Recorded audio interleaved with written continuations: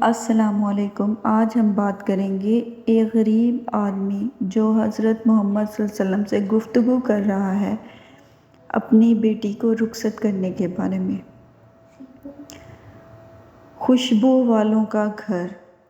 حضرت ابو ہریرہ رضی اللہ تعالیٰ عنہ روایت کرتے ہیں کہ ایک شخص رسول صلی اللہ علیہ وآلہ وسلم کی خدمت اقدس میں آیا اور عرض کیا کہ یا رسول اللہ صلی اللہ علیہ وآلہ وسلم، میں نے اپنی بیٹی کا نکاح کر دیا ہے اور اسے اس کے خاوند کے پاس بھیجنا چاہتا ہوں۔ میرے پاس کوئی خوشبو نہیں۔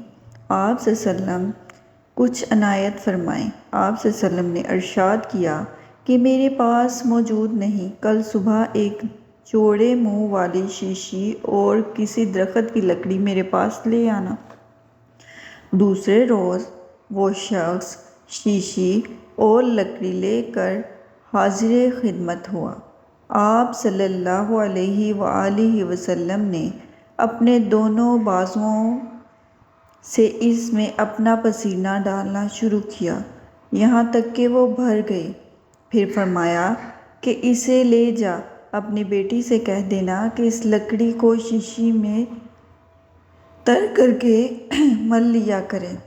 بس جب وہ آپ صلی اللہ علیہ وسلم کے پسینہ مبارک کو لگاتی، تمام اہل مدینہ کو اس کی خوشبو پہنچتی، یہاں تک کہ ان کے گھر کا نام ہی خوشبو والوں کا گھر ہو گیا۔